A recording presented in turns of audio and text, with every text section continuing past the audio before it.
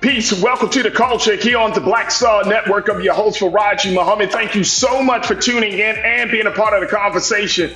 Folks, we got a lot to talk about. First, let's talk about some of the big takeaways from yesterday's GOP debate. What did you get from it? What were some of the things that you thought about from it? We'll have that conversation. Also, we're going to be checking in with the mayor of Fletcher, North Carolina, to talk to us about the work that he's doing down there and how he sees this political landscape shaping up. We'll have a conversation a little bit about that. Later on, folks, let's talk a little bit about veterans standing up for ceasefire in Gaza. Yes, we've been streaming this press conference that Congresswoman Cori Bush had with a number of veterans. And folks, let me just tell you, it is insightful and eye-opening to hear what our veterans have to say about where we are with this Israel-Hamas conflict. So stay with us. It's all happening on today's edition of The Culture, right here on the Black Star Network. Let's go.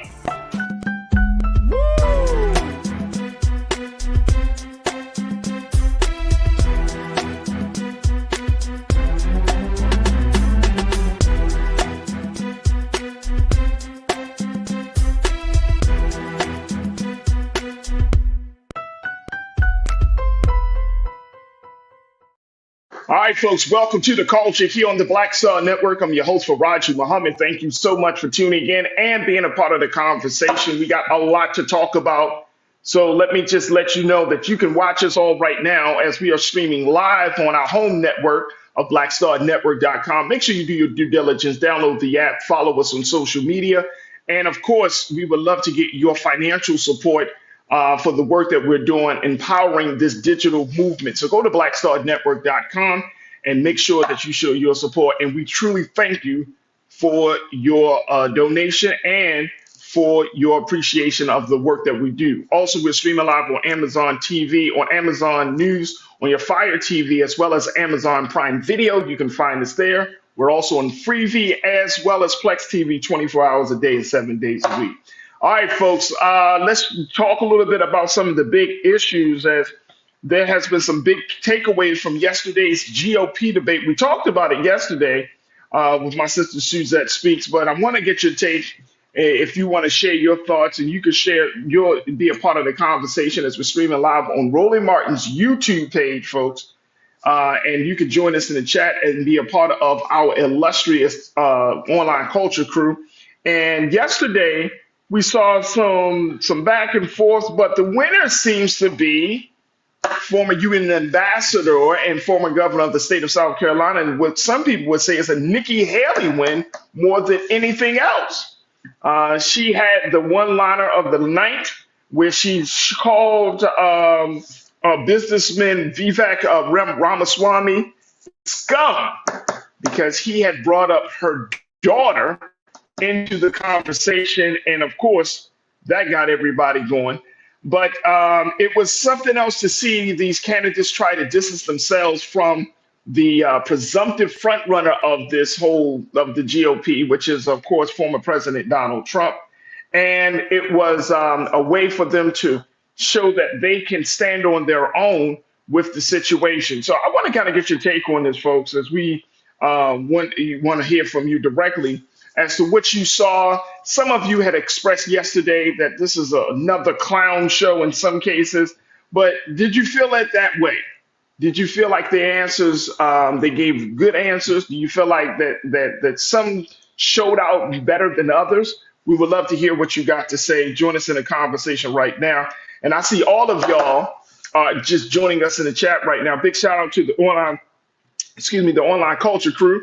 We got the AVX girl. I see you. Yay, let's go. Pastor Damon Blissett, thank you so much, brother. Good to see you once again. Pauline Hurt, thank you for connecting. Good to connect with you.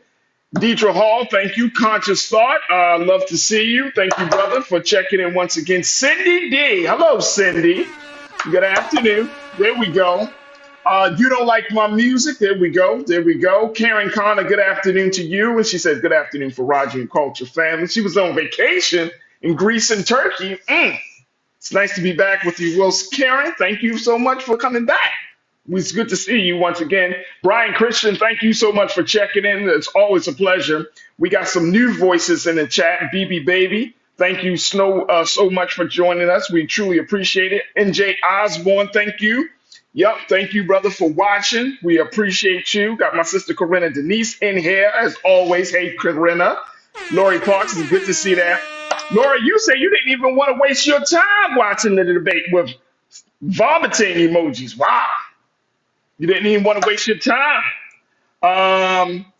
Karen, you said, fortunately, the debate wasn't played in flight with laughing emojis. I hear that. Deidre, you said, I didn't even watch the clown show last night. I wasn't interested. There we go. There we go. BB baby, you said you just kind of you basically pointed out that line. Do you want a candidate from a new generation, or do you want Dick Cheney and 3-inch heels? Ooh, Lord have mercy. That's what you said, BB baby. Yes, Lord have mercy. Corinna, you bringing it out. These debates are auditions for a possible VP or cabinet position in Trump's administration.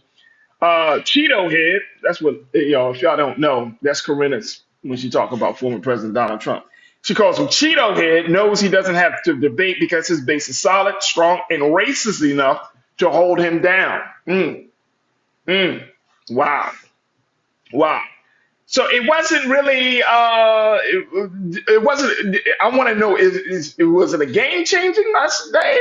Did it change your view about the candidates, about where they stand on the issues? What was your take on that?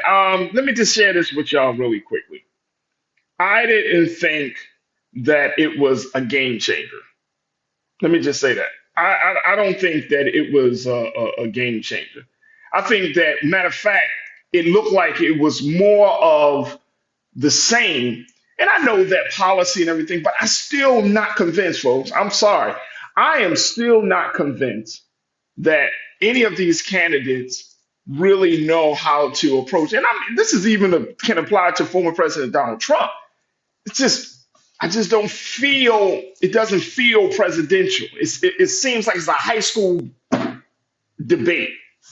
It just doesn't feel like, you feel confident in making sure that your life is going to be protected, your interests are going to be addressed with these groups. What happened to Senator Tim Scott? What happened with him?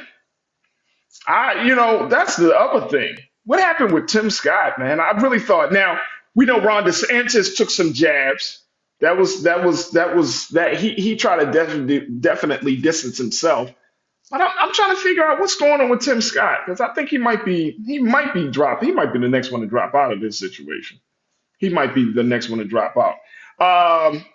Mike V, my brother, thank you for checking in. You said, peace, Farajii. Senator Manchin's not running for re-election today. Puts Dems in a tight spot in the Senate in the next cycle. Yep, he just made that announcement earlier before we started the show. So we were definitely going to make that. So I appreciate you for bringing that into the conversation, Mike V. That hold that the Democrats had in the Senate is going to be one less vote. So it's going to be more than interesting to see how this play out. Corinna, you said thank you for sharing your comment. Absolutely. But I'm interested in hearing from you, Corinna, and from all of you, what you think this thing will do for Senator Manchin. If it's going to change the game, is that a game changer? Is that much more of a game changer than what we saw in that debate last night? ABX girl, you said when they spoke about Tim Scott's actor appeared on stage with him in the end, it was bad. Right. Absolutely. Big brother Willie Frazier, good afternoon. Thank you for connecting with us, big bro. Good to hear from you. NJ Osborne, you said, where was the Orange Monster? Stuck in jail, I think. No, he wasn't in there. I think he had a rally, actually planned in Miami last night as well. I think that's what I read. If anybody can double check for me. But I think he actually did have a rally planned for during the debate, which goes to show you how much he really thinks about this process of debating and laying out his ideas. Y'all remember I said this. What does Donald Trump actually stand for? And I'm talking about this next go round. What is his policy agenda? What are some of the big things he wants to focus on if he gets back into the White House? That's the thing, right? And, they tried to say a couple of things yesterday to, DeSantis had brought it up, the fact that he has to at least explain himself to account for all of these things that are happening. He has to explain himself, but mm, what does he actually stand for? You see what I'm saying? The craziness. This is how bad the situation has gotten, and I know we got to take our first pause. It's gotten so bad that his madness actually it takes precedent over the conversation about policy. And I think a couple of you said this yesterday, that there's so little talk about the constituents. There's so little talk about what you plan to do for the American people, that it's all of this other stuff that gets in the way. And it's really, really sad. It's really sad. And that's why I say, you know what? It just it doesn't feel like any of these individuals are at that place, are ready to take on the very, very significant and serious task of being president of the United States of America, especially at this time. When you're talking about what's going on with Ukraine and Russia, you're talking about Israel, Hamas, you're talking about inflation, you're talking about all of these things that the American people, we are forced to confront each and every day of our lives in this country. And it just seems like these folks just going back and forth, and it feels like an alternative reality. Sean Brown, you said he chose not to attend because he said he is high in the polls. He decided to do his own rally somewhere close by. Exactly, Sean. Thank you so much. Corinna, you said we must increase the Democrat Senate majority to 60 senators. That way it lessens the filibuster standing in our way. This will also unveil the others hiding behind Manchinima. Let me just put that out there. Go ahead, Corinna. Always coming up with some new idea, some new terminology. But you're absolutely right. The fact that Joe Manchin has decided not to run is going to put the Democrats in a precarious position. And now you're going to need those 60 senators. It's going to change the game. You don't like my music. Good to connect it with you once again, man. You said Trump either has no idea what that would actually look like, or he's a complete psychopath. And I'm assuming you're talking about the policy agenda. What is his policy agenda? Where does he stand on all of these things, right? Like, where does he stand on the current state of Israel, Hamas? Where does he stand with Russia and Ukraine? We kind of have a glimpse. We kind of have an understanding. But, saying that to the American people, what is he going to do to improve, job situations? What is he going to do? Like, where do you stand right now? You can't operate from a 2020 mindset in 2024. The country is changing so fast, so quick. You know what I mean? In such a big way, things are happening. Even though the national election, the presidential election is less than a year away, so much can happen in a year. Hell, so much can happen in 30 days. So having a policy agenda. And I think that it's important, and this is the other part about it. This is where I think citizens can come in, where we can put the fire under anyone's ass to say, look, what is your policy agenda? Where do you stand on these things? What's important to you? What do you see? How do you plan to move forward on these things? Besides these little sound bites and jabs and personal insults and all of this other stuff, like we don't care about that. I'm trying to figure out where you stand with this. Lori Parks, you said, I know Joe Manchin wasn't going up for re-election again because he wasn't going to get re-elected. Yeah, there's that point, that part, as they say. So he may not get re-elected, but again, he always has a way to put the Democrats on notice that, he's going to make the party feel like, you know what, I'm going to do my own thing. And as a result of that, it creates this reverberating effect throughout the rest of the party. So him not seeking re-election is going to, I think it's going to change some things that the Democratic Party has made them trying not to address, but now they're being forced to address it. Corinna, you said this, and we're going to take a quick pause. You said Manchin not running for re-election is a good thing, and Sinema is up for re-election. Perfect opportunity for a hostile takeover of the Senate. Charles Booker and Gary Chambers should run again, and Val Demings. Yeah, there he is, Joe Manchin right there. So we will see how this will play out. this person, I mean, this news was bigger. I think it's bigger than what happened in the debate last night. But it just goes to show you the Democrat Party now has to deal with something. The Republican Party is going to have to deal with something. Now the question is what the American people going to do. What are we as the constituents and citizens of this country going to do? We got a lot on our plate. Look, I got to take a quick pause. When we come forward, let's talk furthermore about politics. I'm going to be checking in with Mayor Preston Blakeley. Mayor Blakeley, he serves as the mayor of the city of Fletcher in North Carolina. He's been around for some time, but he's one of the youngest serving mayors in the country.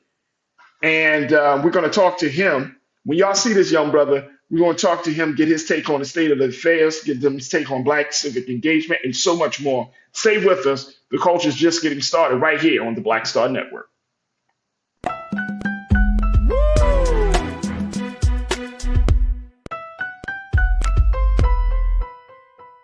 Hatred on the streets, a horrific scene, a white nationalist rally that descended into deadly violence.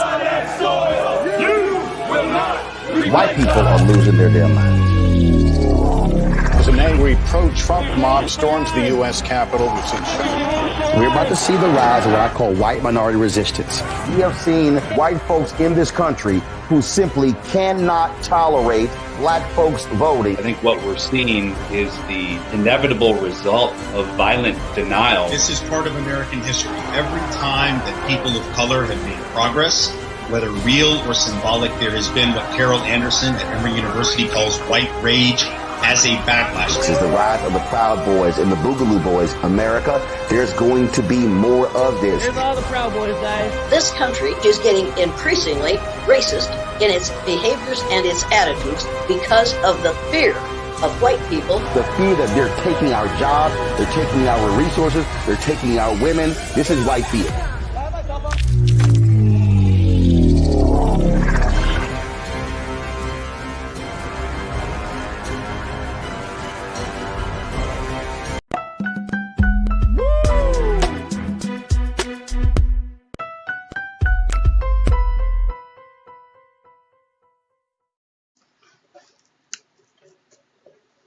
All right, folks, welcome back to the culture. Before we get to the mayor, we do want to acknowledge first and foremost that November is Native American Heritage Month. So I wanted to have a conversation about what our Native American brothers and sisters are doing in terms of celebrating the contributions and their history and legacy here this month. So we're going to be talking to a brother who is a tribal representative. He's given us some insight as to, and I'm hearing some feedback in my ear, some feedback. But we're going to have this conversation about Native American history as we talk to our brother about what the work of Black people in an indigenous community is doing to continue to bring folks together. So I'm really excited to have with us indigenous activist Michael Paul Hill, who's part of the tribal citizens of the San Carlos Apache tribe in Arizona, to check in with us to talk to us about the importance of Native American Heritage Month. So, Brother Michael, thank you so much for joining us this afternoon. How are you, dear brother? I'm doing okay. Thank you very much, Farajii, for inviting me into your show here. Also want to thank Creator for allowing this to happen too. So thank you so much.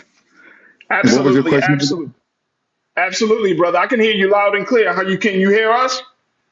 Yes, I was having problems with this local phone here, and I had to go to the Mexican phone. It seems to be clearer than United States phones. It's pretty weird.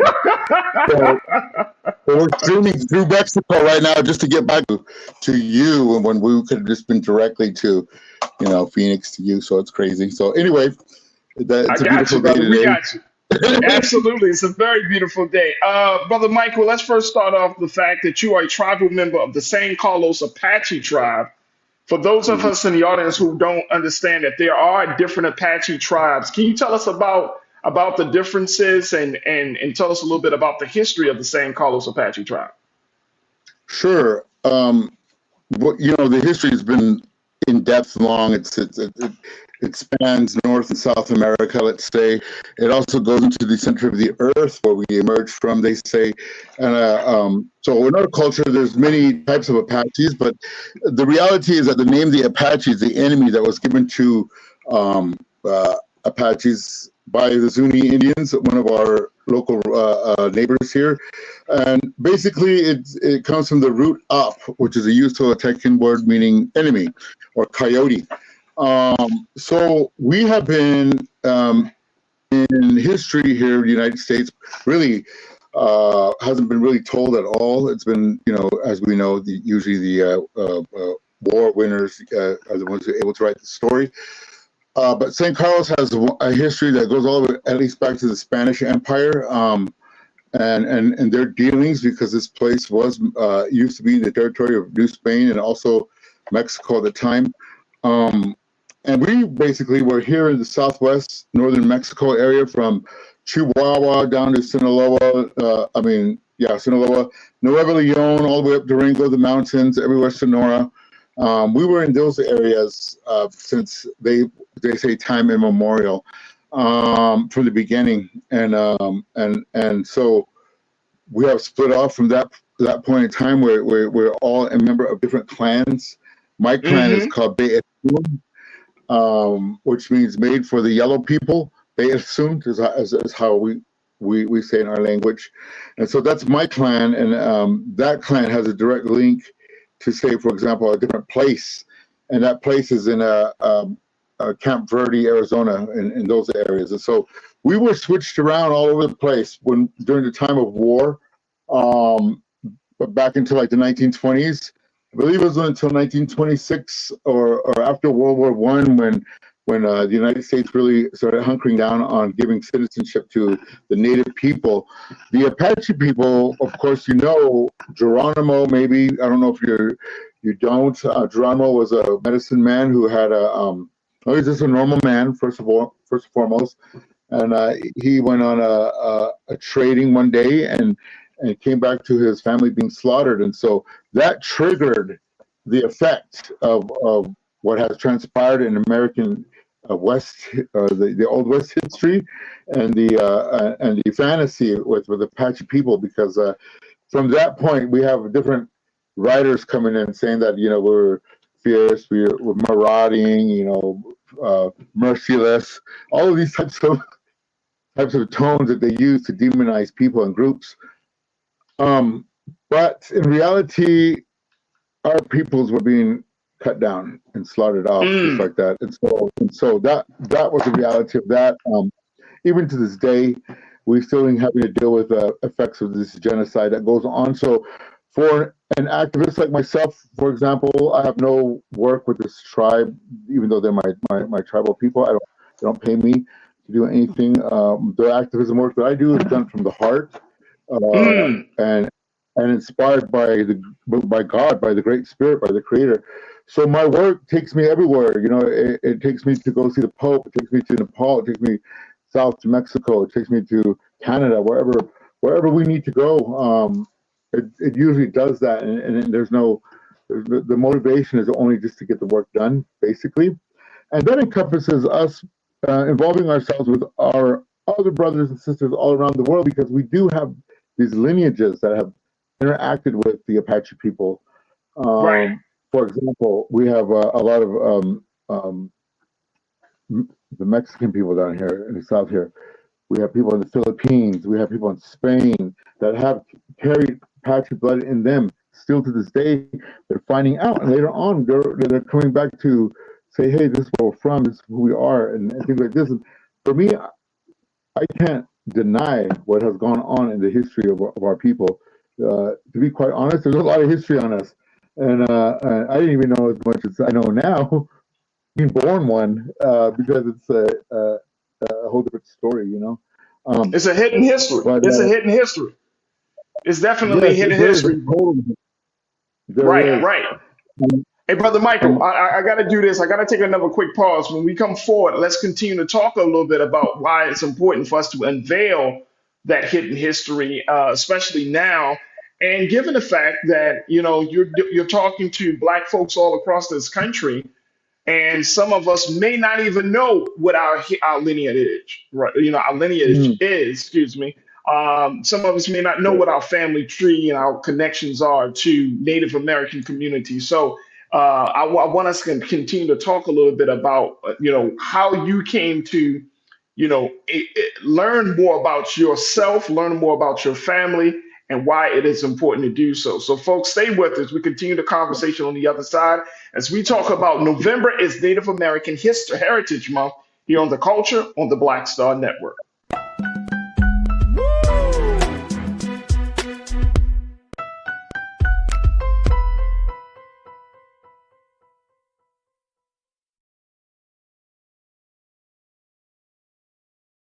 Folks, Black Star Network is here. I'm real revolutionary right now. Support this man, Black Media. He makes sure that our stories are told. Thank you for being the voice of Black America, Roland. I love y'all. All momentum we have now, we have to keep this going. The video looks phenomenal. See, this difference between Black Star Network and Black-owned media and something like CNN. You can't be Black-owned media and be scared. It's time to be smart. Bring your eyeballs home. You dig?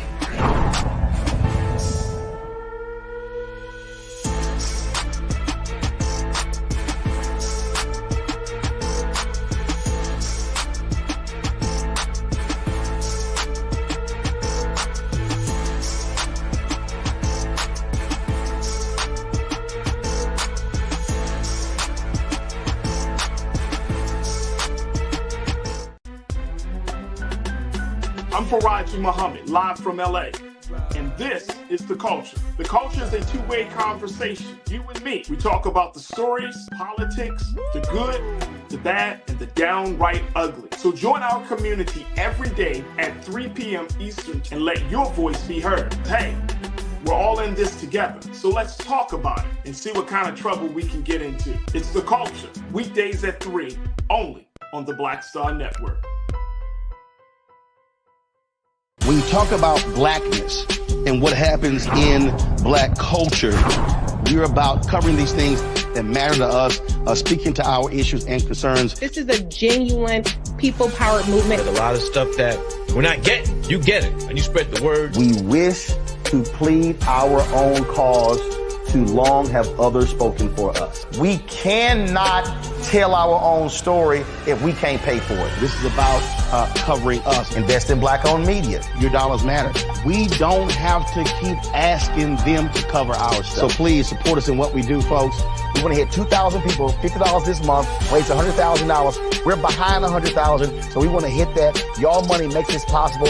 Checks and money orders go to P.O. Box 57196, Washington, D.C. 20037-0196. The Cash App is $RM Unfiltered. PayPal is R Martin Unfiltered. Venmo is RM Unfiltered. Zelle is Roland at RolandSMartin.com.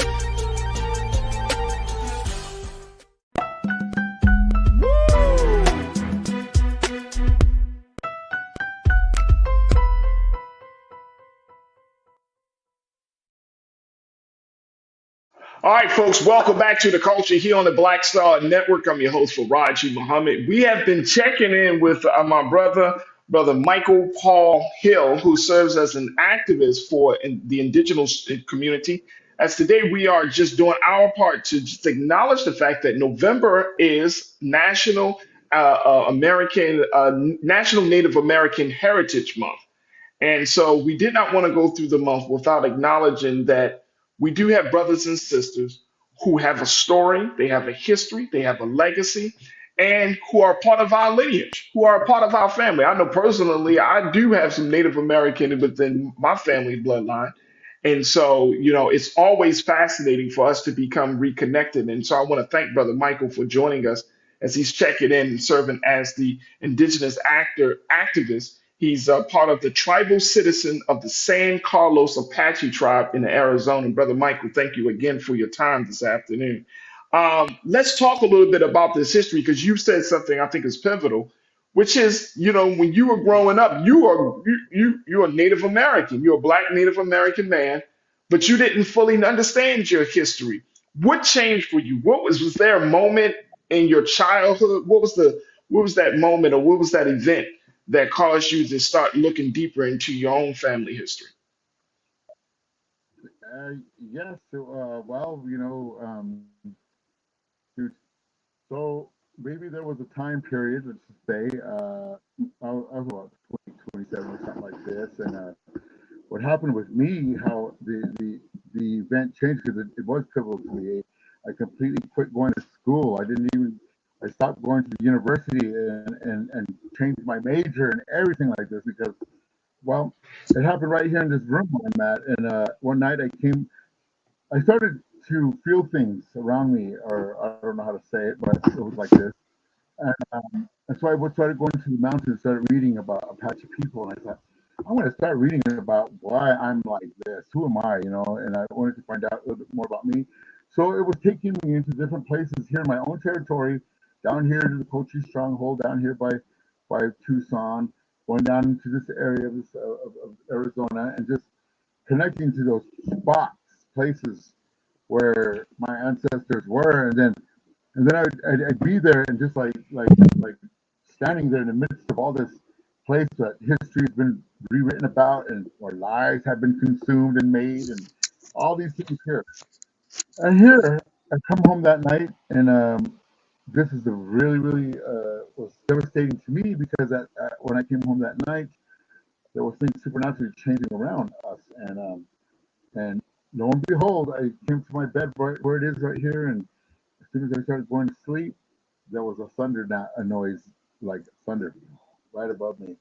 And all I saw was, because it woke me up so much, that a big old bolt of blue lightning came right into my body. That changed me. At that point in Wow. time, I was like, dang, I mean, you know how the most obvious change in the whole world. I was like, Right. okay, I guess something will happen now. And so that's what led me to the next, and I went into the history, even to the point to where, James Brown, I feel good, James Brown. But, he's our elder, and the Apache elder too. And so him and his songs even motivated me to look into us as who we are, where we come from, why have Spanish people in us, why is there some heritage of Africa in us, why is this Filipinos, all that. I had to take into consideration the whole spectrum, and then it led me to go do some action after that, and the action is unity, bringing the people together from wherever we come from, and also let's remove that veil, like you said, and the shadow and the lies that have been focused on for such a long time. So currently, I work with a friend of mine up in Bay Area with the ETFU Foundation and Conservancy Corps. We're doing things and that involve the heritage of Black people in the West and East Coast, and Washington people, and others that are re-indigenizing themselves, actually, and wanting to find out what's going on, in these pivotal times that we're now experiencing on our beautiful Mother Earth, this beautiful place we have. So this is Absolutely. yeah. Listen, and I'm glad that you got to that point. We got a couple of moments left, Brother Michael. What would you say to Black folks that are watching this show and watching this conversation right now, and they're trying to figure out like who they are? Where do they start? Well, first and foremost, that's a very good question because um, luckily we've had a group of people already within our culture here, within the Apache people. There's those that are recognized Apaches and those that are unrecognized Apaches in the United States jurisdiction, not Mexico. Mexico is a whole different reality right now, but in the United States, they're either recognized or non-recognized. There's state recognition as well. In regards to finding who you are, first and foremost, we must do research on our own selves. We have to follow, even so maybe that instinct sometimes. I think we really put that one off to the side because it's not scientific or whatever. But that gut instinct, that feeling that we know, I believe that this is what we should follow mostly because that is the Hmm. right path that we use. Um, in regards to actually documentation, well, the churches had all this documentation actually.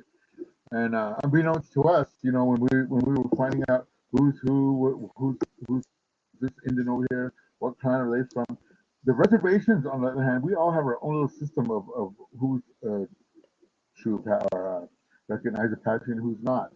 But people have been learning of like the lineal descendancy, and I believe my tribe is getting to that point to where they're asking to transform their enrollment procedures into lineal descendancy, meaning kind of like the Cherokee, like even with the Cherokee freedmen, that if you can claim that you were part of Cherokee during the Dawes Act of the 1880s or so, and you're in the role, you can be Cherokee too. So it's kind of like this coming into our reality here.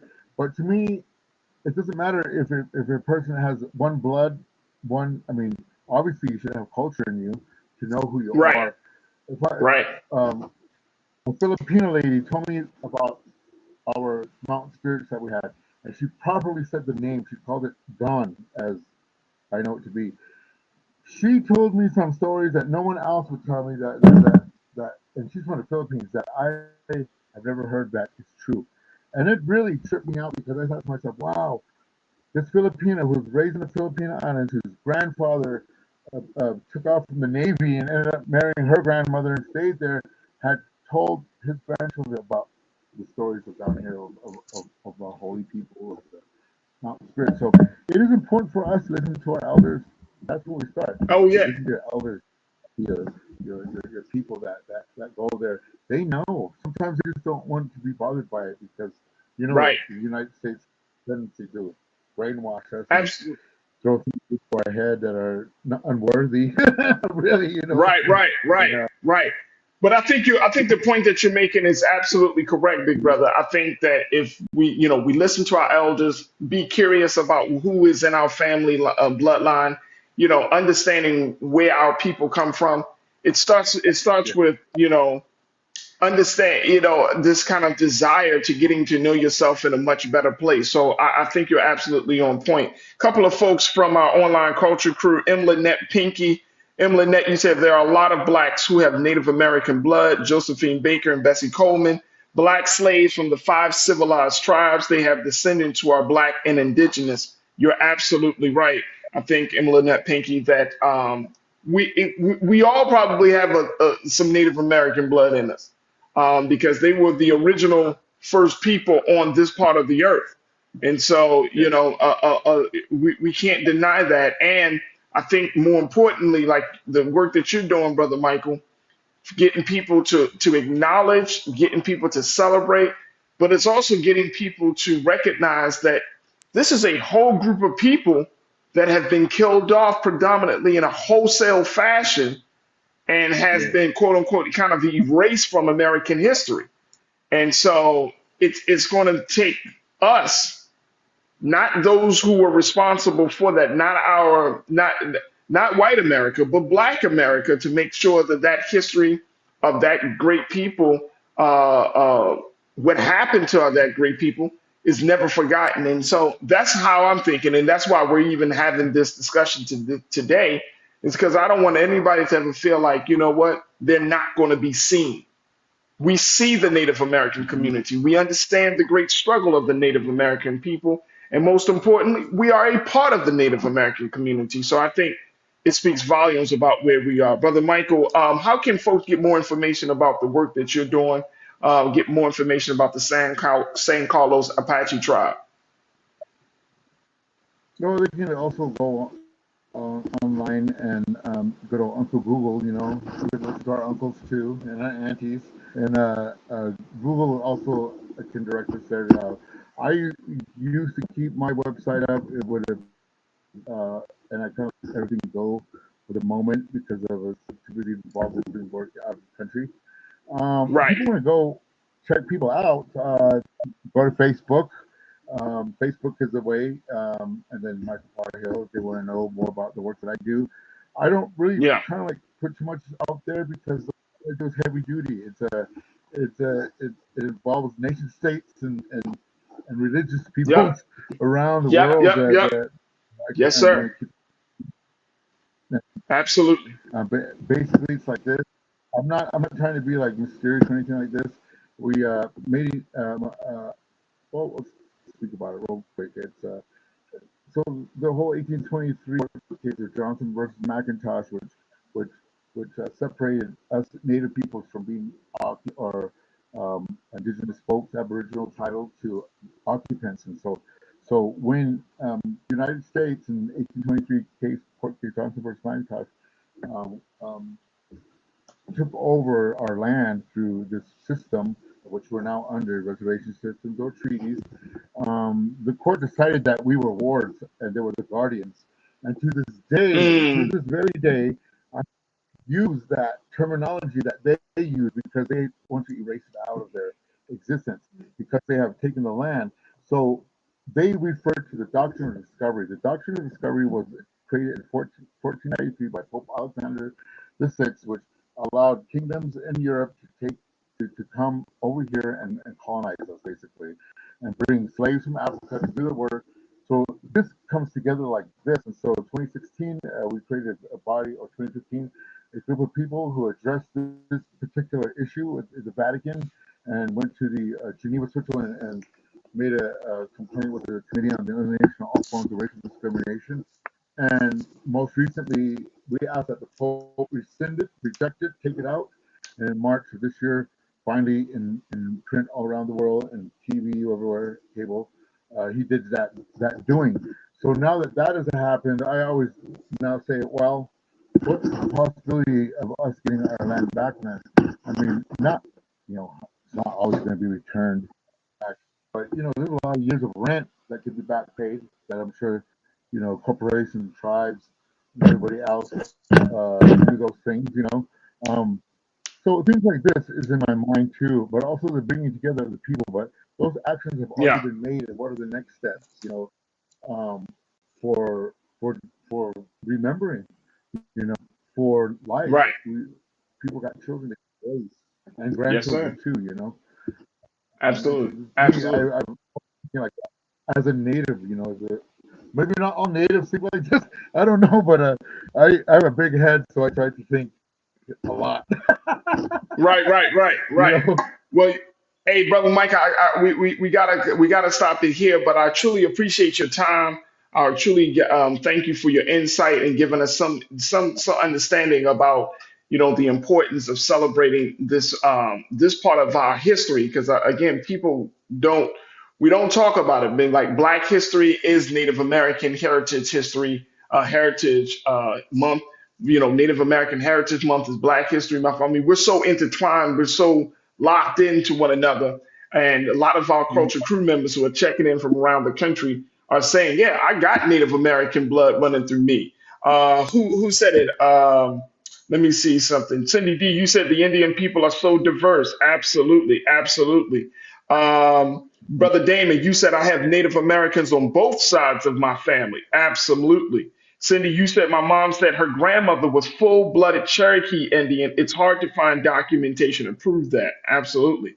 I understand. Arlene Starks, you said Blackfoot is the foundation of my family. That is both maternal and paternal.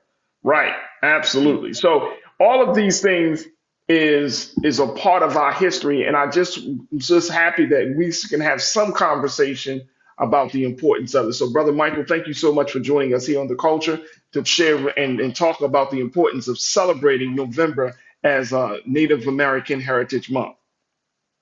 Thank you. Have a very good day. God bless you all. Creative rest of you guys.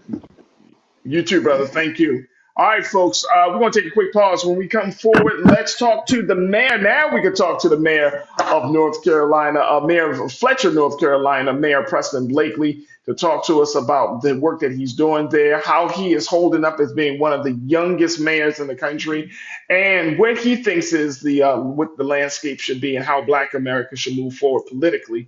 We'll have that conversation up next. Stay with us. It's The Culture here on the Black Star Network.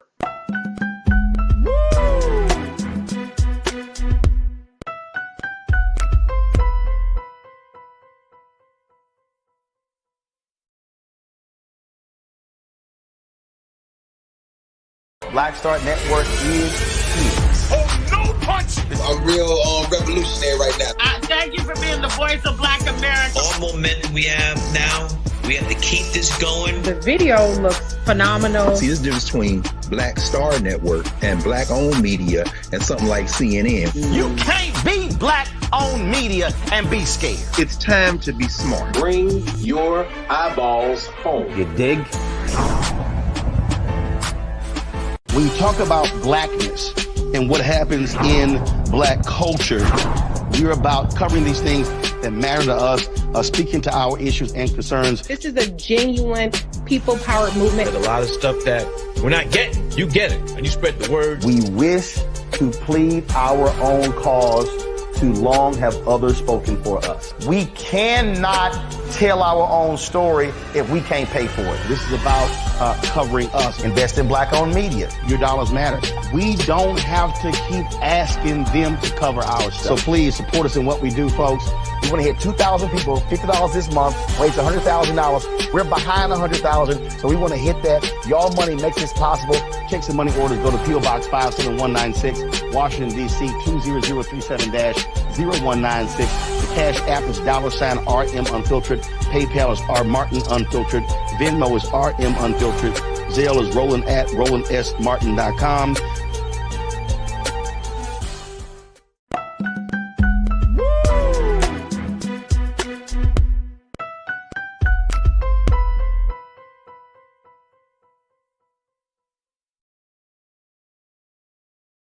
All right, folks, welcome back to the culture here on the Black Star Network. We're going to kick off the second half of the show as we are going to be checking in with the mayor of Fletcher, North Carolina.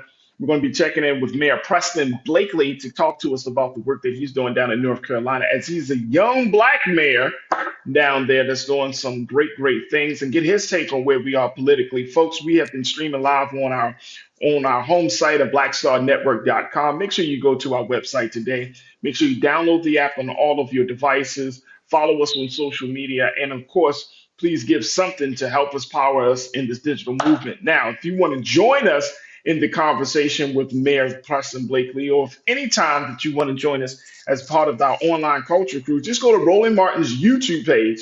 And that's where we're streaming right now, on Roland Martin's YouTube page. Join the chat, and that's where you will find the great online culture crew. All right, so without further ado, I want to welcome now the mayor of Fletcher, North Carolina. He's also a manager at Quality Janitorial Group, which is a family-owned and operated company started by his parents back in 1990. We want to welcome down to the airways of the culture here on the Black Star Network, Mayor Preston Blakeley. Brother Mayor, Mr. Mayor, how are you, sir? I'm doing well. Thank you so much for having me. I hope you're doing well, sir. We are doing well, big brother. We are doing well. You are considered to be the state's youngest serving mayor. So you know I got the question I got to first ask you, brother.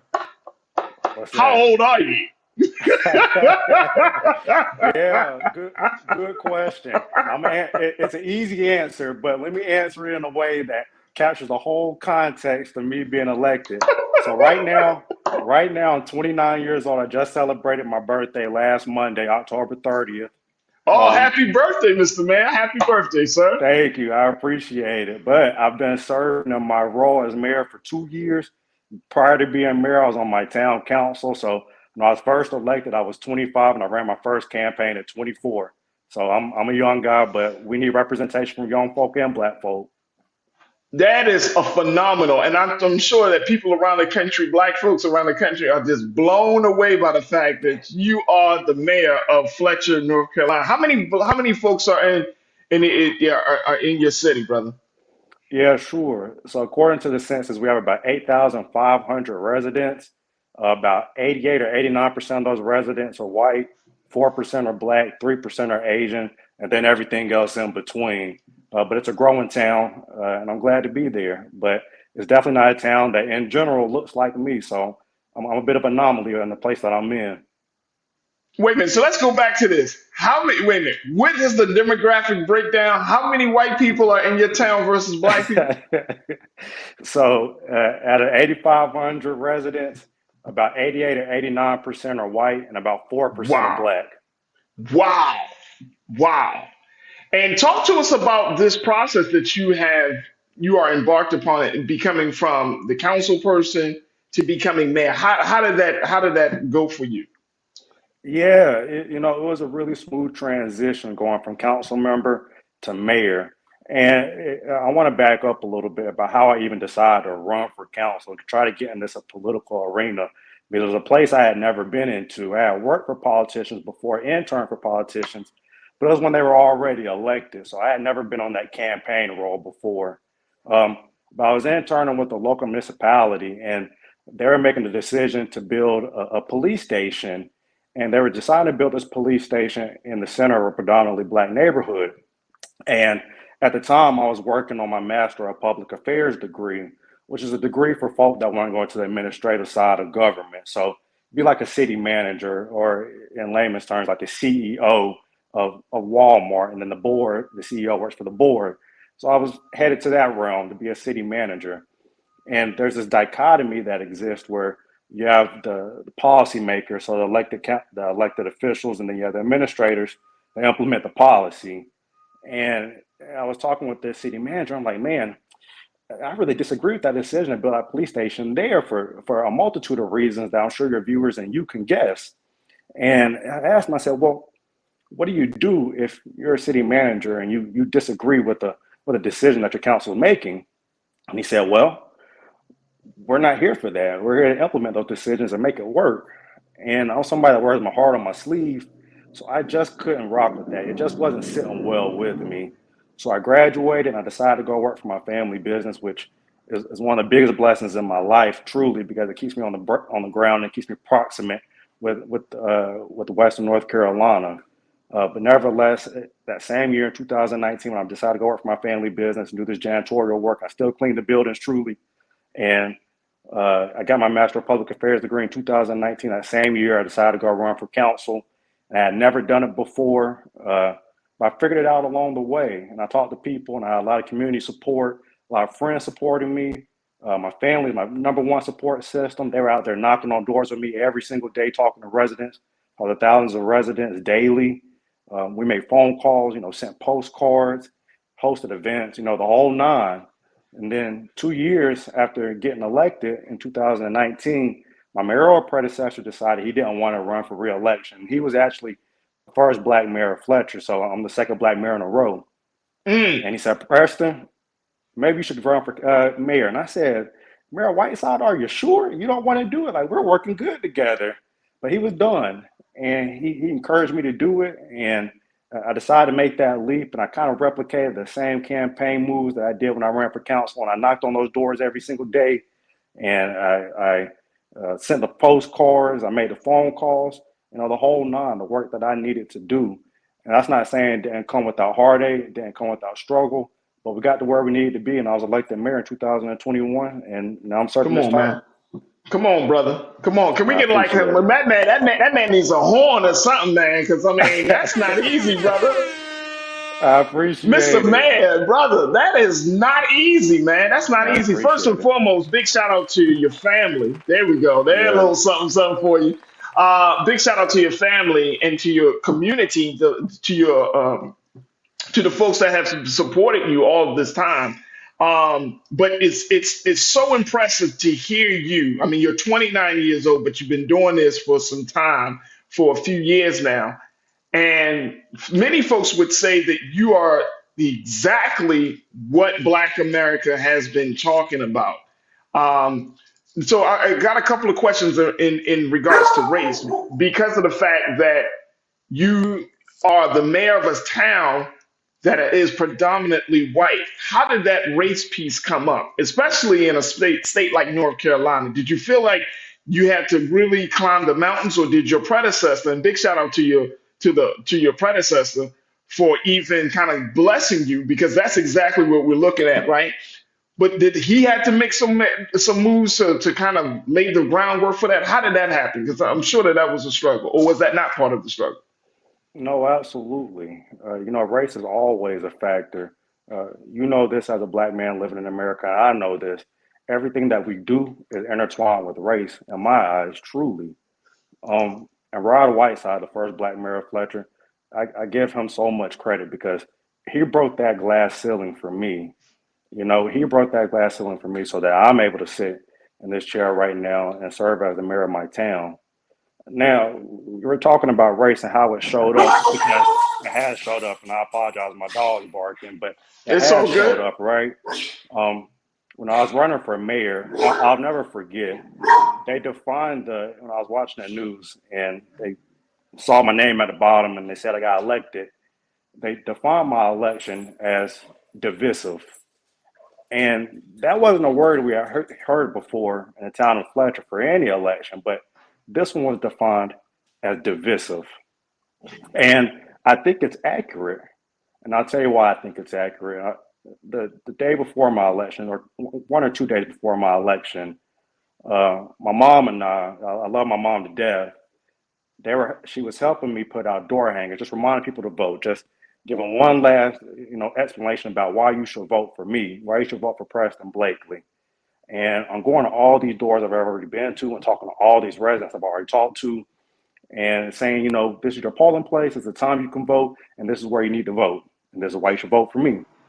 And as I was going now, my mom called me and she said, I think they're putting out flyers about you. And I said, what are you talking about? I said, I haven't seen anything yet. And my mom wears glasses, but she didn't have her glasses, so she couldn't read it, but she could kind of see that at least they had my name on there. And I said, okay, well, I haven't come across it yet. And lo and behold, inevitably, I did come across this flyer. And I began to read the flyer, and the flyer was full of dog whistles. As a matter of fact, I would say they weren't even dog whistles. They brought out the whole bullhorn. And I read that flyer and I was hurt. I was, because I'm from here and it felt like my neighbors, my community was attacking me. And I struggled with what to do when I saw that flyer. And I read it over and over and over again. And I called some of my trusted people in my circle and my family members. And I was like, well, what do I do? Like, do I ignore this, or do I come out and say something about it, or what do I do? And I was mulling over that for a little bit, but I kept working, and the more I kept going in all these neighborhoods, the more I saw this flyer still. It was everywhere throughout my town. So with it being so widespread, I had to say something. I had to combat it. So I ended up getting on my social media platforms and, saying, this thing isn't true. It's full of dog whistles. It's not the 1950s, right? It's 2023. We shouldn't see that. And it got picked up by a lot of media. And the next day, I'm out at the polls, greeting voters. My father was at one poll, greeting voters for me, which I'm super appreciative of. And I was at the other. And people all day long came with that flyer. And the most encouraging thing was that more people condemned the flyer than taunted it in my face. But the fact that people taunted it in my face just says where we're at in 2023 and how far we have to go in my community, in North Carolina, in our nation, in our world. But nevertheless, I was encouraged that I prevailed. I got 55% of the vote when I ran for mayor. But we prevailed, but that was a hurtful situation, and a race did come up, and it continues to this day.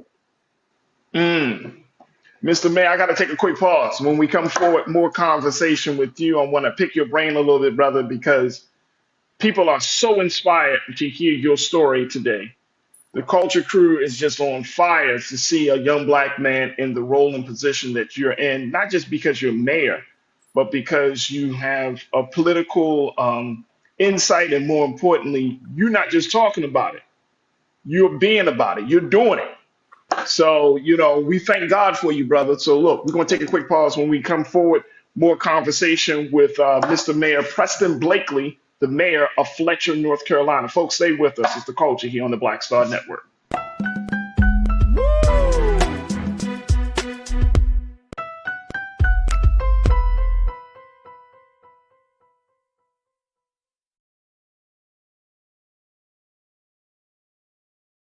Pull up a chair, take your seat. The Black Tape with me, Dr. Greg Carr, here on the Black Star Network. Every week, we'll take a deeper dive into the world we're living in. Join the conversation only on the Black Star Network. I'm Dee Barnes, and next on The Frequency, we have griot, performance artist and author, writer, singer, and composer, Queen Mother Nana Camille Yarborough. Please join us for an incredible conversation of knowledge, wisdom, and power of the elders. I'm a perception changer. You're a rearranger. You're a mind evolver and a problem solver. You're a beast eater, a soul excreter, a void filler, and a bile spiller. You are a thought warmer, a plan former, a power orchestrator, and a tongue translator. Right here on The Frequency on the Black Star Network.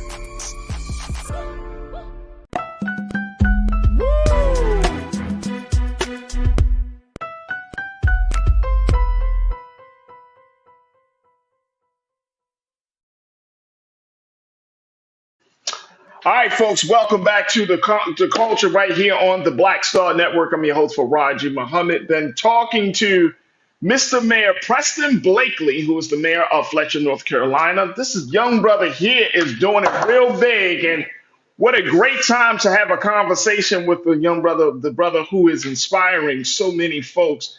If you haven't had a chance to go down to Fletcher, North Carolina, you might just have a reason to do it, because now you can see our brother, and he's the mayor. And, we are so proud and happy to have him joining us here on the show today. Mr. Mayor, people are just telling you to stay encouraged, but I could just tell that flyer before the day before folks went to the polls to vote for you, it did something to you. What was the biggest thing that it did to you? Did it open your eyes about race relations? Did it open your eyes about how mean-spirited, being a political leader can be? What's one of the things that you learned from that experience, brother? Yeah, great question. Thank you. I want to talk about my grandmother for a second, because she's one of the people that helped me through that, and have certainly helped me get to the place that I'm in today. And I mentioned this earlier, this word. I get it from Brian Stevenson, and he always uses this phrase, to stay proximate, to stay on the ground, to stay close to the issues. And I think my grandmothers are the best examples of that. One of my grandmothers is no longer living, Patricia Blakeley, but she, like me, did street level work. I'm a janitor. My grandmother drove a city bus, and she's somebody that lived through the civil rights era, right? But she drove that city bus, and I can't tell you how inspirational I think that is, because she lived through a time where she was relegated to the back of the bus, but she was driving the bus both literally and figuratively, truly. And my other grandmother, she's done incredible work in civil rights and continues to do so to this day. She even broke the color barrier at a university in Western North Carolina. And they always reminded me, whether they say it or said it, to stay proximate. So when that happened, it was a blunt reminder to me to stay on the ground, to make sure we're having these kitchen table conversations, to make sure that I'm emotionally intelligent when I get to the table with people. When I say emotionally intelligent, that I understand the struggles that people go through just to live in our society, right? So people are pushing back on me because of my race, right? But the fact of the matter is, I was still there for those people. And I say, well, know what? If they want to treat me like that, fine. But I'm still going to represent every single 8,500 person resident in my community. And by these kitchen table conversations and by staying proximate, hopefully I keep my own feet to the fire, and we continue to push forward in our community and in our nation and our state. But we cannot stagnate. We can't stagnate. There's always progress that has to be made. And Brian Stevenson, I always hold that phrase, to stay proximate. So that was that was what reminded me the most, or empowered me the most, or kept me grounded when that happened, is to stay proximate. And that's how I move forward. Talk to us, Mr. Mayor, about your work as a janitor, because that's fascinating to me. That you see service differently than what many people may expect, especially from a political leader. You still work for your parents' company. You are literally a janitor, but you also the mayor of the town that you clean. So that has a lot of Yeah. hey brother, So I'm just trying to make the connection that yeah, service runs through your blood, and so does humility, because you could have taken on a different path to stay proximate, as you say, right? You could have just said, you know what, let me work in downtown. Let me get a more quote unquote professional job or something like I can do. I'm the mayor. I don't need to. But you're like, no, I'm staying close to the family. I'm gonna still do the work, but yet I'm gonna still serve the people as their leading advocate. Talk to me about the thinking behind you being in those roles, brother.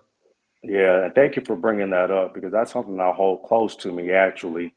Um, my parents started this business in 1990, and they started it cleaning libraries in Buncombe County, which is just north of me, and cleaning libraries in Buncombe County with Windex and newspaper, and that's old school now.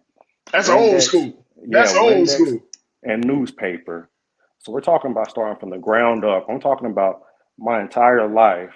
I'm going to clean buildings with my family uh, every night when I get out of school. And at the time, I really didn't appreciate it. I was frustrated. I'm like, why do I have to go clean these buildings with y'all when, my friends are out there having fun doing whatever they want to do?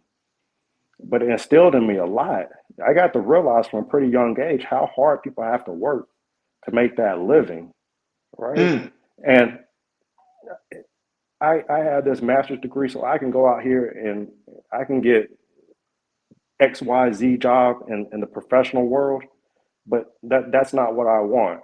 I want to work with my family. I want to work with my hands, and I don't mind cleaning these buildings. It keeps me proximate, and I interact with so many different people by doing that, and I get to learn what they have to do just to make that living.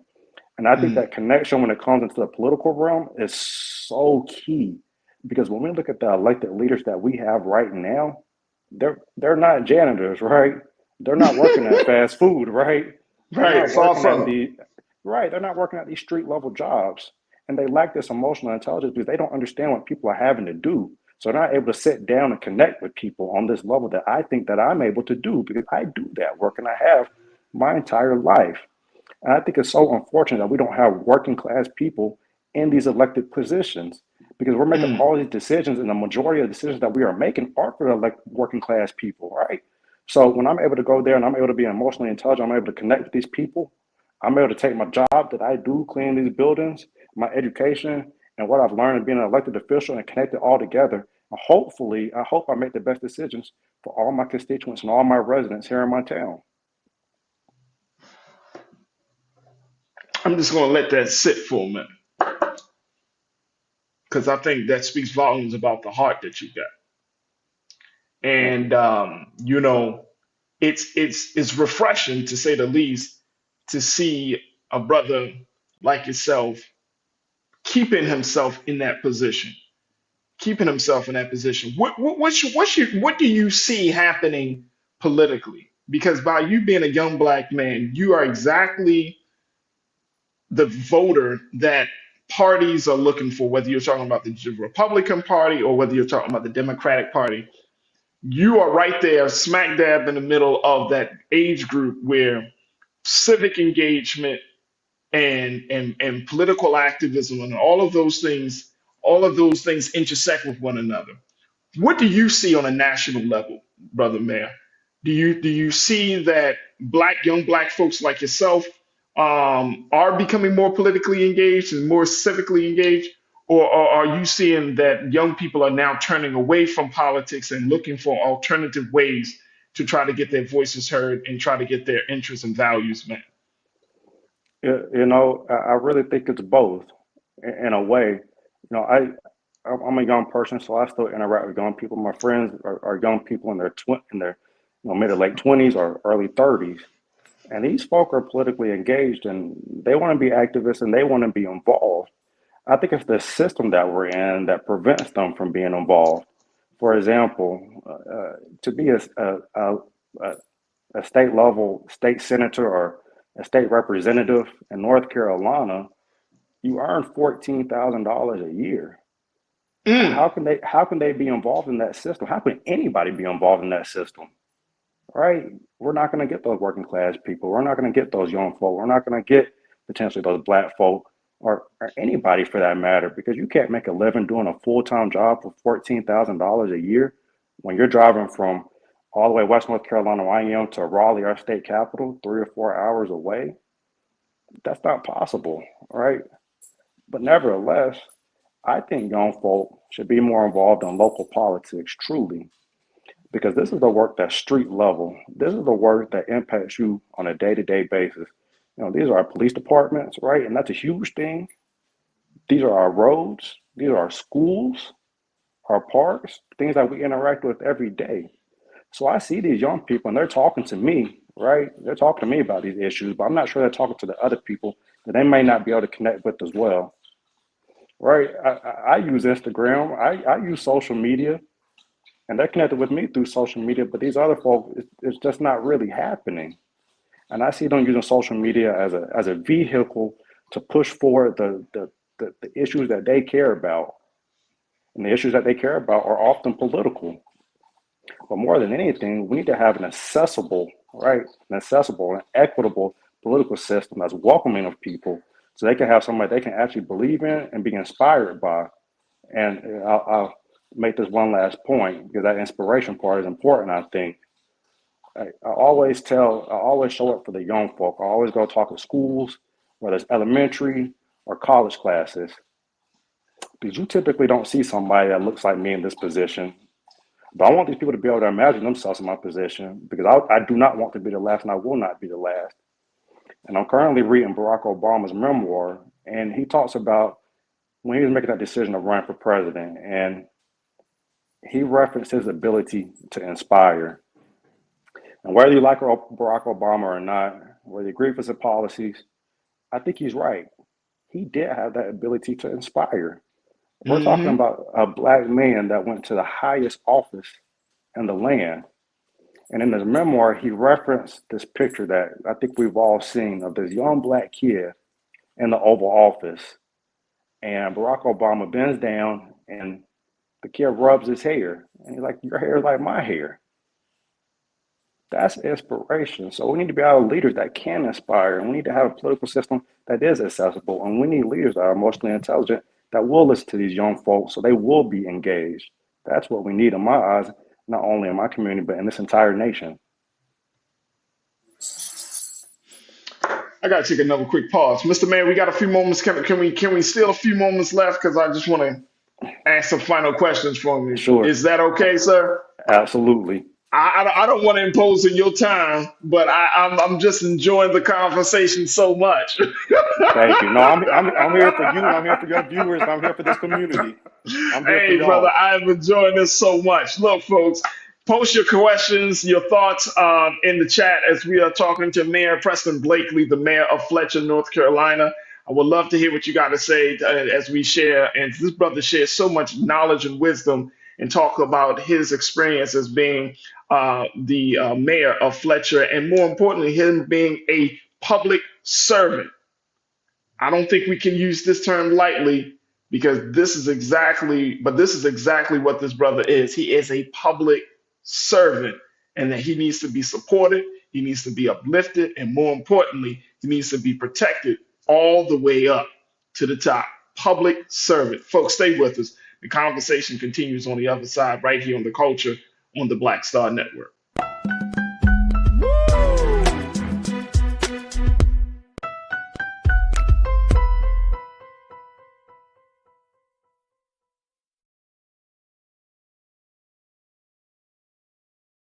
Black Star Network is here.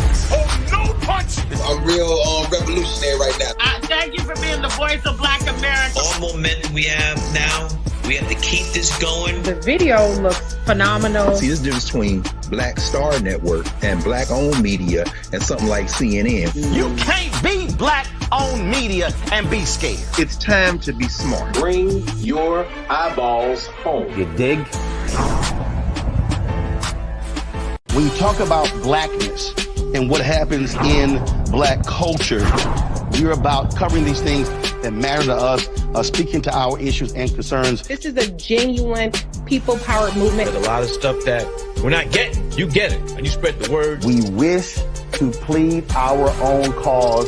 Too long have others spoken for us. We cannot tell our own story if we can't pay for it. This is about covering us. Invest in black-owned media. Your dollars matter. We don't have to keep asking them to cover our stuff. So please support us in what we do, folks. We want to hit 2,000 people, $50 this month, raise $100,000. We're behind 100,000, so we want to hit that. Y'all money makes this possible. Checks and money orders go to P.O. Box 57196, Washington, D.C. 20037-0196. The Cash App is $RM Unfiltered. PayPal is R Martin Unfiltered. Venmo is RM Unfiltered. Zelle is roland@rolandsmartin.com.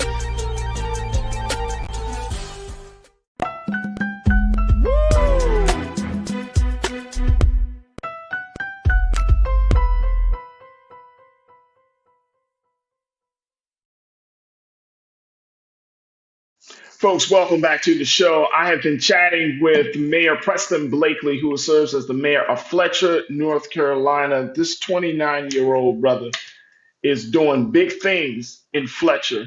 He is breaking through all of the norms and the glass ceilings and just showing the rest of the country that, guess what? Things are possible. And not only are you knowledgeable, Brother Mayor, but you're also very inspirational. And I think that I know we keep going back to that point, but I don't want that to be lost in the conversation, because I truly believe that a leader can have all of the technical knowledge, the leader can have all of the insight on certain things. But guess what? We're human beings. We as people, as human beings, and especially Black folks in this country, we love to be inspired.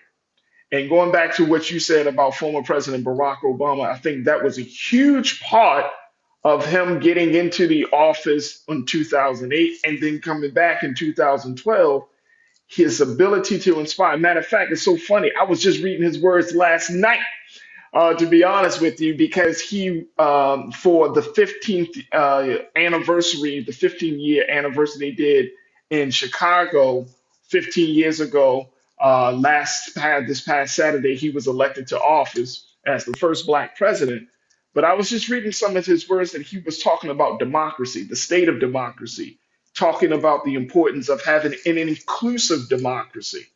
And so I want to kind of get your take on the future of democracy in this country, because we're going through some major shifts. The former president highlighted the fact that you have all of these challenges, but now it takes an active citizenry at this point to help keep America going forward. Do you agree with that? Do you feel like that now people are at a point that they want to get involved, to the point that they understand that, look, democracy cannot happen without the people being present? What's your take on that? Yeah, I 100% agree with President Obama. We have to be present. We have to show up. It is, I'll use the word critical. It is critical, it is needed, and it is urgent. It is urgent. North Carolina is a great example of this. A couple of years ago, North Carolina decided to have voter ID, for example. And they did this, at least in my opinion, to prevent people from going to the polls, to make it harder to go vote, to make it harder to have your voice seen. And North Carolina remains in the news as they've gerrymandered our state time in and time out. And I think a judge at one point said they gerrymandered it with surgical precision. With surgical precision. They're keeping people out. They are pushing people out. And that's not okay. You need to represent everybody, right? The voters choose you. We don't choose the voters. That's not how that should happen. And one phrase that somebody said to me that's always stuck with me, they told me, if you're not at the table, then you're on the menu. And I believe that. We have to participate. We have to go out there and vote. We have to have our voices heard. You have to show up to that school board meeting, right? You have to show up to that city council meeting. You have to show up to that county commissioners meeting. You have to email your congressperson, your senator, even a president, you have to reach out to these people. You have to be active, however that best fits you. Because if you're not, our lives are quite literally at stake. Our democracy is at stake. So we need people showing up and we need people participating, truly. Mm, mm. Let me go to get some comments from our online culture crew because folks are checking in from around the country and they're very excited. My sister Lana said, Farajii, you should bring on more black mayors, young black mayors, dope strategic angle within the Democratic Party. That's from Lana. Lana has been blowing up the chat and showing you love, Mr. Mayor, and very excited to see you. Quilea Mission, I hope I'm saying that right, brother. You said, gotta love seeing real leadership amongst black men in the blue collar space, bus drivers and janitors leading the way. Who would have thought, right? At first, when we hear about President Obama, he said he was a community activist. I remember, Mr. Mayor, that folks are like, a community activist? But then I knew when he revealed that he did work in the grassroots space, I'm a community activist as well. I've done social justice work for 25 years. And so I knew, I said, yeah, he's the perfect person to be in political office, just like yourself. You are in a position, you're not just cleaning your building. I know that. God got something much greater for you to do, but he's using that as a way for you to get closer to the people, right?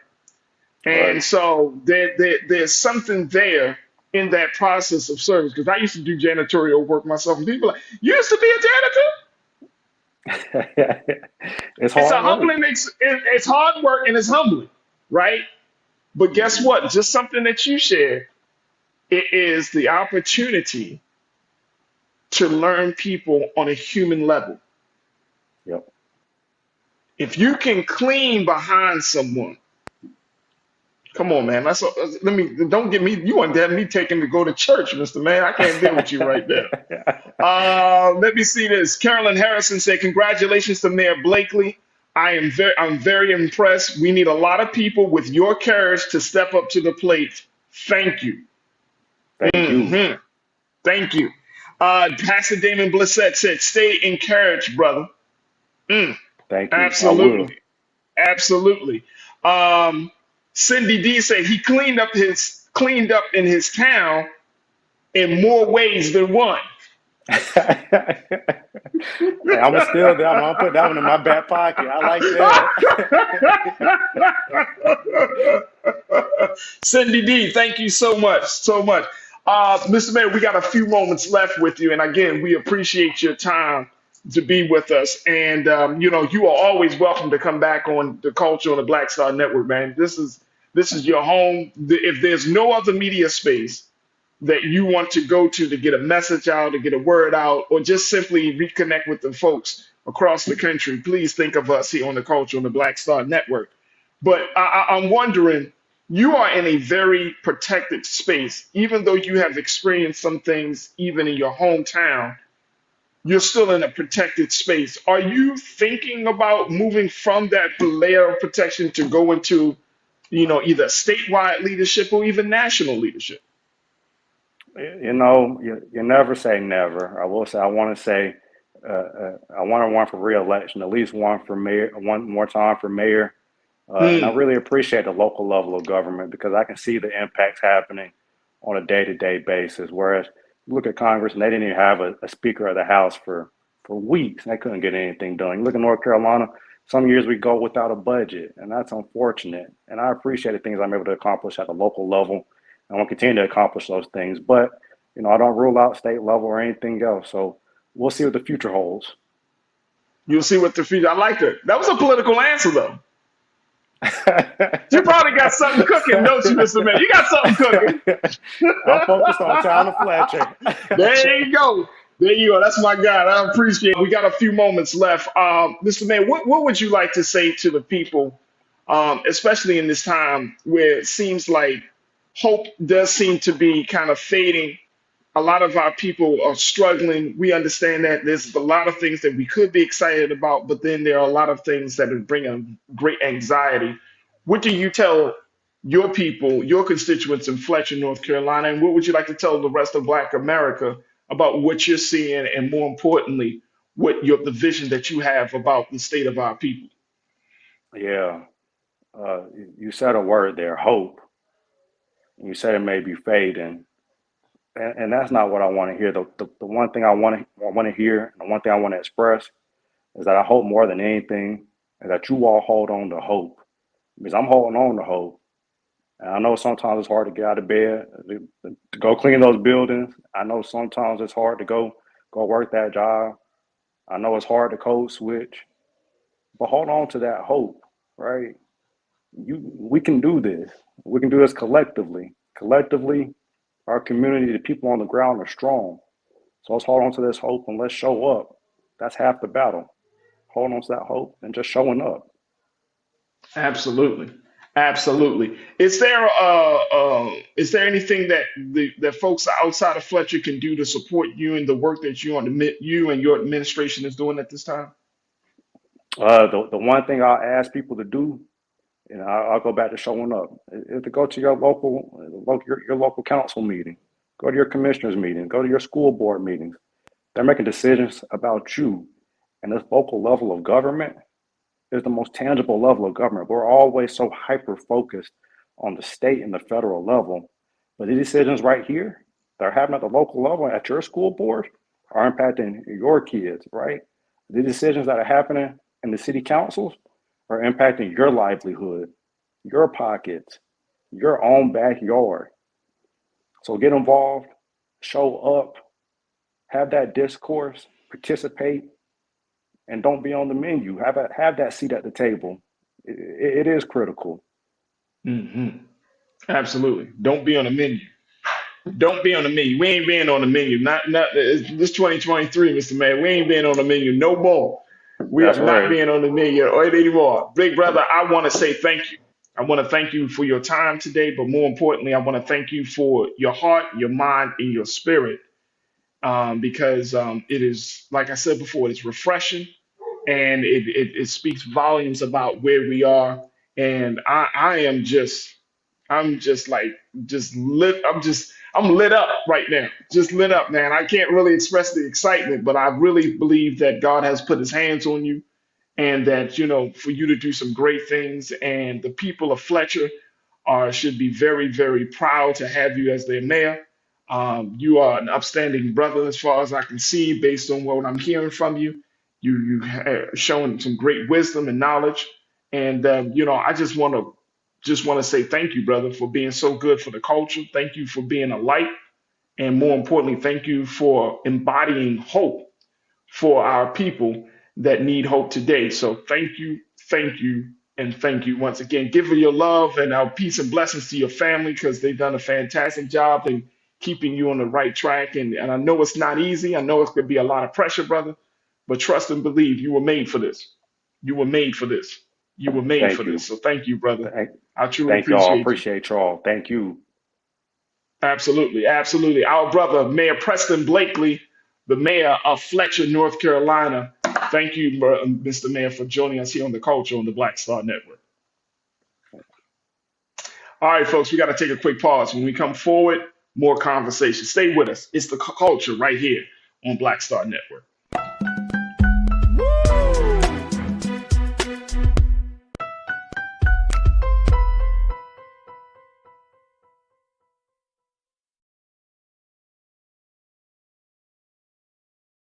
Folks, Black Star Network is here. Hold no punches. I'm real revolutionary right now. Support this man, Black Media. He makes sure that our stories are told. Thank you for being the voice of Black America, Roland. Hey, Black, I love y'all. All momentum we have now, we have to keep this going. The video looks phenomenal. See, this difference between Black Star Network and Black-owned media and something like CNN. You can't be Black-owned media and be scared. It's time to be smart. Bring your eyeballs home. You dig?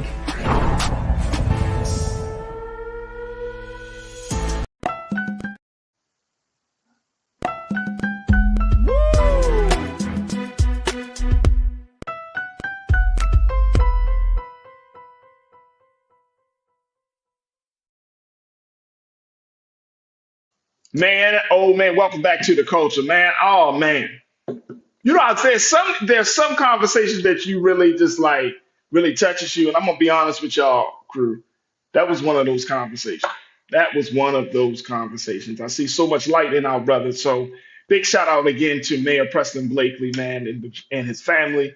And man, that was solid. That brother's solid, man. I'm really excited, and I'm looking forward to hearing more about the great work he's doing, especially if you're down in the North Carolina area, folks. If you're down in the area, show some love, show some support to Mayor Preston Blakeley, because we definitely want to, keep empowering him and cultivating him. So big shout out to him and to his family for doing that great, great work. Now, we got a final few moments of the show.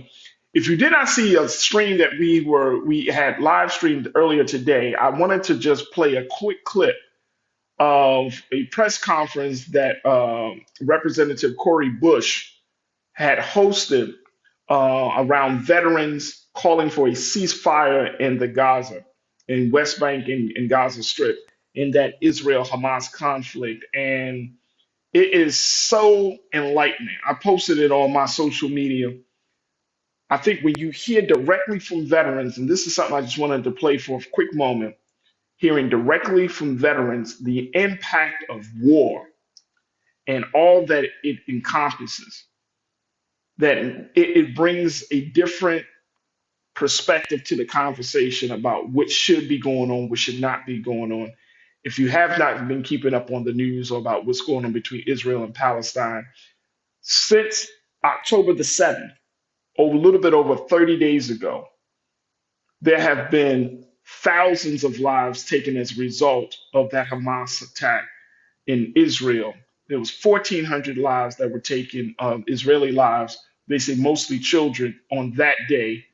But then as a result of that Hamas attack, over 11,000 Palestinians have lost their lives.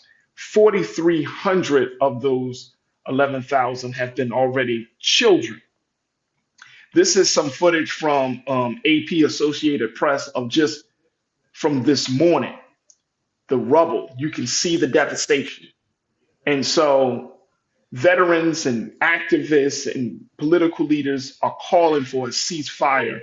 As of right now, there's even a 4-hour humanitarian pause that literally, folks, that during the course of the bombing, they have agreed on stopping for 4 hours only to start it up again. Psychological terror. The torture, the thinking that 4 hours is going to change how someone feels about their lives being taken or their life being taken, mind blowing. So let me just play a few minutes here of what Representative Cori Bush and some of our veterans had to say in calling for a ceasefire in Gaza. Take a look. The lives lost, the families shattered, and the community scarred. They know the devastation and the pain that we are seeing now in Gaza and in Israel. They themselves can often relate to those around the world who are subjected to this violence, even here in America. Some may question our patriotism because we are questioning endless war, but there is nothing more patriotic than wanting our country to stand up for our professed values. In the words of Reverend Dr. Pauli Murray, I want to see America be what she says she is, and I consider it part of my responsibility to do that. We have all heard the phrase that history repeats itself. Yet too often as a society, we fail to recognize the repetition of war. The veterans that we will hear from today are here not only because they know the impacts of war, but they know that without action and without a true anti-war movement, war will continue generation after generation. It's time to change the pattern of history, to build a world where peace is valued over war, where we reconcile conflicts through peaceful negotiation, where we choose to take the path of love and humanity over death and destruction, regardless of how hard that choice may be. I thank the veterans here today for many things: standing up, speaking out, the risk that they're taking. But I specifically want to thank them for making that choice, for choosing peace, for choosing love, for choosing humanity, for choosing to demand a ceasefire now. Thank you all. And now I'm going to call up Loud Jeremy Rubin, former Marine officer.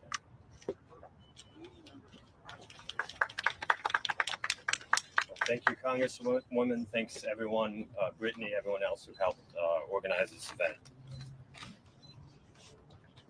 When Israel was in Egypt land, let my people go. Oppressed so hard they could not stand, let my people go. Go down, Moses, way down in Egypt land. Tell old Pharaoh to let my people go.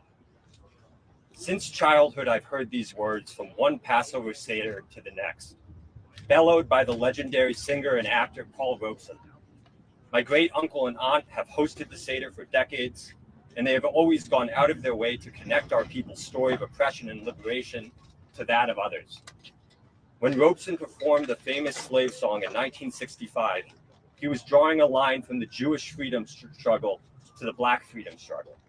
But it wasn't until I joined the Marines not long after 9/11 and helped enforce the military occupation of Afghanistan in 2010 that I came to realize the wider importance of that spiritual and how much I had failed to learn its deepest lesson.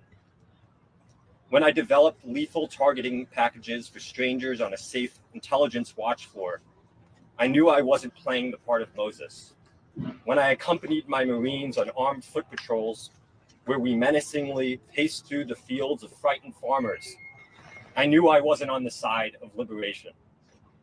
And the more I participated in the violent policing of desert hamlets, the more I felt like another Pharaoh. Today I stand here with every fiber in my being to insist that the ongoing bloodshed in Gaza and the West Bank will not bring anyone emancipation. Certainly not the Palestinians, who have already endured more death and destruction in the past month than most war-torn people suffer after year-long operations.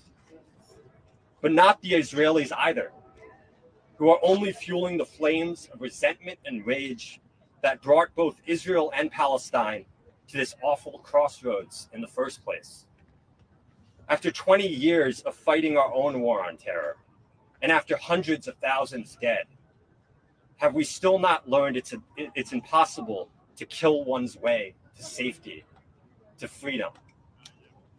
Too many lives have already been lost, too many people subjugated and humiliated, not just the past month, but for years and decades, from Gaza City to Hebron to East Jerusalem. Ceasefire now.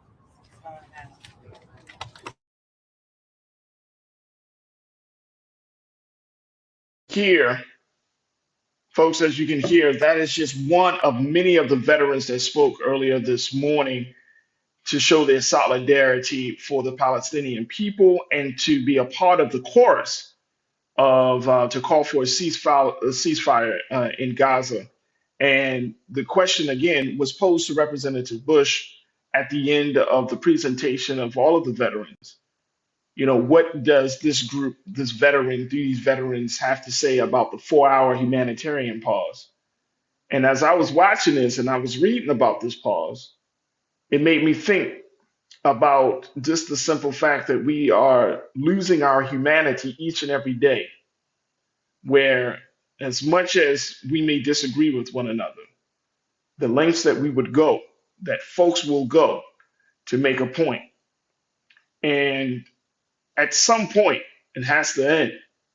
And more importantly, at some point, things have to change. That we are putting more ourselves in a darker and darker space especially our veterans. As much as we talk about going to war, as much as some folks talk about taking it there, those men, those women who come from all different backgrounds from this country to go serve in our military and only to come back, as one of the veterans said this morning, she suffers from depression and anxiety. And others have said that the images of seeing dead bodies has never left their time of being in the military. Something has to end. Things have to change. And so when we keep asking that question, well, why should we be concerned? This is not our fight. This is not our war. I beg to differ. This is an injustice. This is an injustice that is enveloping not just the Middle East. This is an injustice that is pulling in one of the top supporters of Israel, the United States of America. And if we don't speak out, then that is saying to the Biden-Harris administration that it is all right to support Israel's nonstop bombardment, nonstop ground invasion, nonstop warfare on innocent lives in the Gaza Strip. We can't stay silent now. And if you can't understand that this injustice over there affects justice here, then I don't know what to tell you. But I stand with these veterans. We stand with those who are who are calling for a ceasefire. And we want to have a better way to address this issue. We're going to continue to talk about this, but I think that it would behoove everyone to take a look at this press conference just to hear what veterans have to say as we talking about this war. And more importantly, as we talk about what is going to be the future of not just diplomacy, not just the future of the people of Palestine or Israel, but what is the future of humanity. If this is the way that we're going, then we might find ourselves going down a path that we can't return from. So again, check that out. It is streaming live on Black Star Network. And we thank Representative Cori Bush and all of the veterans who stood today to make their presence known, to say enough has to be enough. We must stop the firing. We must stop the warfare. We must bring an end to this conflict. Folks, make sure y'all do your due diligence. Continue to support us here at Black Star Network. You see the type of conversations that we have. You see the type of content that we're putting out to the world, and we need your support. And we want to thank those who have already given. Christopher Brooks, you gave yesterday. We didn't get a chance to thank you, so I'm thanking you now. Thank you, Christopher. Sir James Brown, thank you for tuning in and for giving today. I cannot thank you enough for your support. Oh man, can't thank you enough. My crew, Culture Crew, y'all know how much I love and appreciate you. I'm going to have some of you to come on the show to talk about more of these topics and issues that are near and dear to your heart. So I can't thank you enough for your ongoing support of the work that we are doing. I want to thank our very special guest, Mayor Preston Blakeley, for coming on. I want to thank Michael Paul Hill, the indigenous activist, for being with us today. And again, I want to thank each and every one of you for tuning in. Even if you wasn't in the chat, but you're just tuning in on all of the different platforms that we are on, thank you so, so much. I also want to thank our production team, Joel, Shannon, Maddie, Chris, Lisa, and my man King Keenan for making this production happen. And make sure y'all stay tuned at 6 p.m. Eastern Time. Roland Martin Unfiltered is coming at you. But remember this, never be afraid to challenge what's wrong. Stand for what's right while being yourself in the process. God willing, we will talk tomorrow for another exciting edition of The Culture right here, exclusively here on the Black Star Network. Have a safe and prosperous evening, and I look forward to reconnecting with you soon. Have a good one. Peace.